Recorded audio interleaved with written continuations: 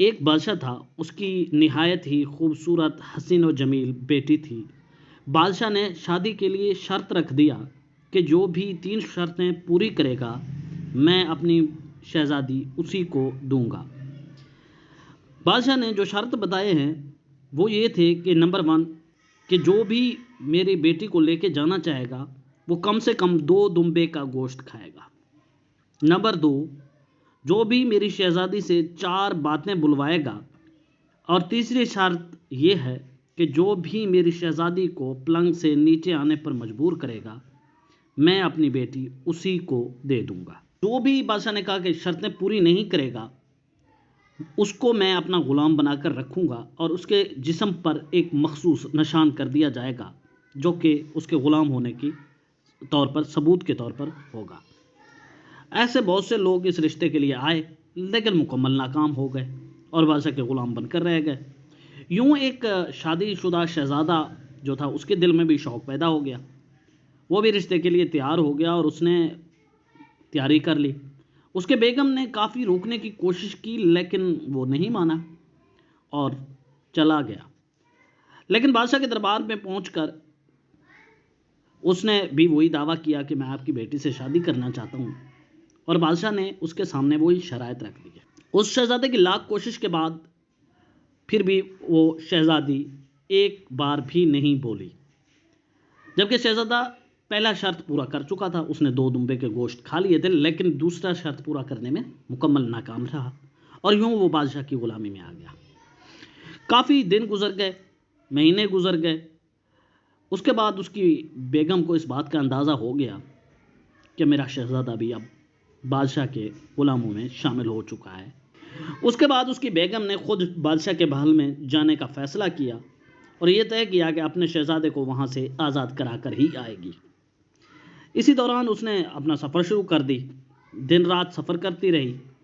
दौरान सफ़र रात के वक्त उसे कुछ जिन्नात ने आके घेर लिया और उसे कहा कि हमारी एक जिन को बच्चों की पैदाइश होनी है, आसपास कोई औरत नहीं है, इसलिए आपको दाई का फरीज़ा अंजाम देना होगा। उसको कहा गया कि एक बात याद रखना, हमारे यहाँ एक बच्चा पैदा नहीं होता, बल्कि लातादाद बच्चों की एक साथ पैदाइश होती है।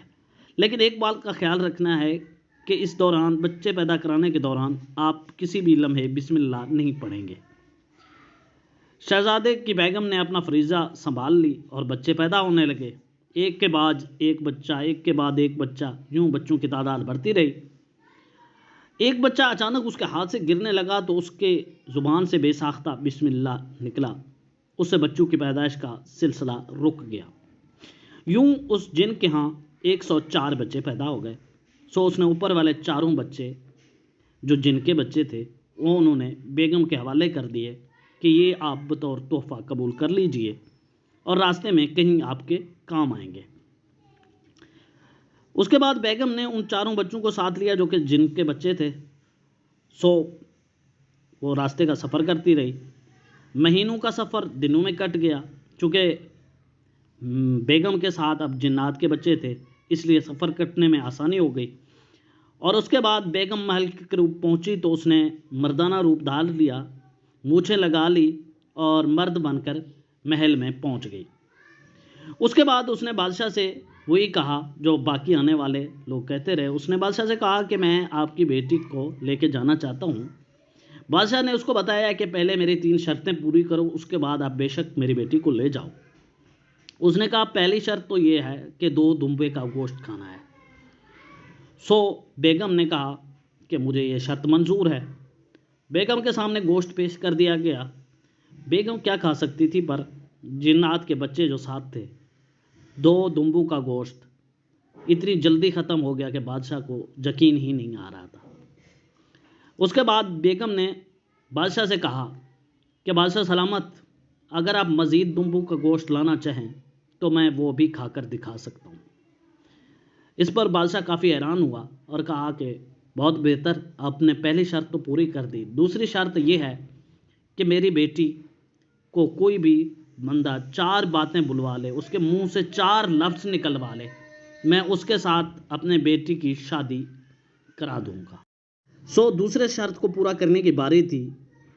बेगम ने एक जिन लालटेन के पास रख दी जो उस टाइम बादशाहों के महल में जलाए जाते थे, और दूसरा पर्दे के साथ रख दिया, और तीसरा घड़े के साथ रख दिया, जबकि चौथे को पलंग के साथ रख दिया गया। बेगम ने सबसे पहले लालटेन से पूछा, क्या बताओ लालटेन मियाँ, क्या हाल चाल चल रहा है। इस पर वहाँ बैठे जिन बोलने लगा कि क्या बताऊँ, एक चुड़ैल जो कि रात दिन यहीं पे बैठी रहती है, एक लफ्ज़ मुंह से नहीं निकालती, लेकिन मुझे दिन रात यहाँ पे जलाए रखा है। इस पर शहजादी को शदीद गुस्सा आया और उसने कहा कि फ़ौरन इस लालटेन को बाहर फेंक दो, जिस पर शर्त के मुताबिक एक बात पूरी हो गई। उसके बाद दूसरी बारी थी।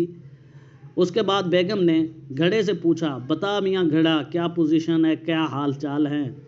इस पर घड़े ने कहा कि ये एक चुड़ैल बैठी है जो सारा दिन मेरा पानी पीती है, लेकिन इसने कभी मेरा एहसान नहीं माना। जिस पर शहजादी ने कहा कि इस घड़े को फ़ौरन तोड़ दो और बाहर फेंक दो। शर्त के मुताबिक 2 बातें मुकम्मल हो चुकी थी। उसके बाद तीसरी बात की बारी थी। उसके बाद बेगम ने पर्दे से पूछा, बता पर्दा, क्या हाल है।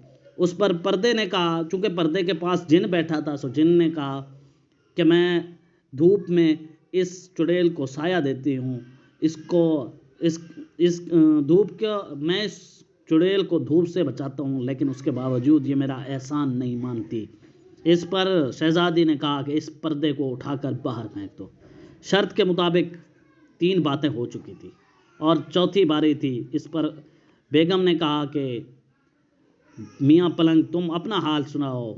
जब उसके बाद पलंग पे बैठा जिन बोलने लगा, ये एक चुड़ैल है, शहजादी नहीं है, जो दिन रात मेरे ऊपर पड़ी रहती है, कभी यहाँ से हिलती भी नहीं है।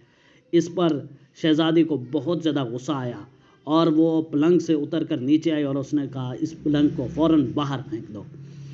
4 बातें पूरी हो चुकी थी और तीसरी शर्त पलंग से नीचे उतारने की थी, जो कि बेगम ने तीसरी शर्त भी पूरी कर दी।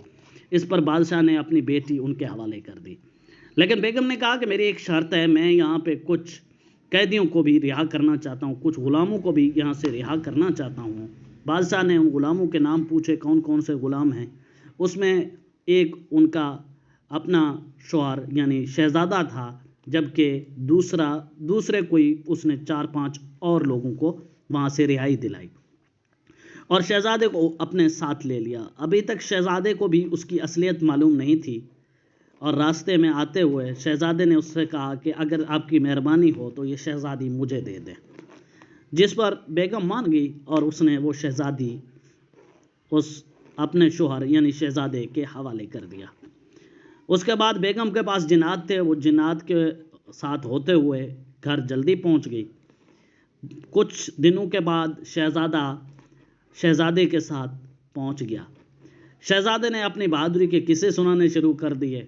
उसने बताया कि मैंने कैसे 3 शर्त पूरे करके शहजादी को मैंने हासिल कर लिया। इस पर बेगम अपनी हंसी रोक ना पाई तो शहजादे को बहुत गुस्सा आया। उसने अपनी बेगम को डांटते हुए कहा कि तुम्हें हंसी क्यों आ रही है, जिस पर बेगम ने उससे कहा कि तुम अपने जिस्म के उस हिस्से को दिखाओ, यहाँ पे बादशाह गुलामों के निशान बनाता है। निशान देखने के बाद शहजादा शर्मिंदा हो गया और बेगम ने उसको अपना तमाम किस्सा बयान कर दिया और बताया कि वो कोई और नहीं, मैं ही थी।